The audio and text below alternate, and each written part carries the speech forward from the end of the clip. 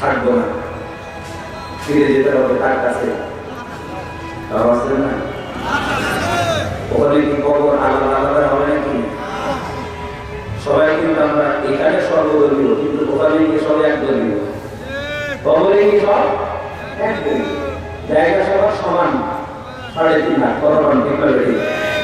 প্রশ্ন আবার সবার জন্য একরকম, কার আলাদা নাই। ইমামের জন্য ওটা, মুক্তাদির জন্য ওটা, পীর সাহেবের জন্য ওটা, মুফতিদের জন্য ওটা, জামাত ইসলামের জন্য ওটা, আওয়ামী লীগের জন্য ওটা, বিএনপির জন্য ওটা, জাতীয়তার জন্য ওটা, হেফাজতের জন্য না, এই সরকারের জন্য ওটা। কতক্ষণ ঠিক করে।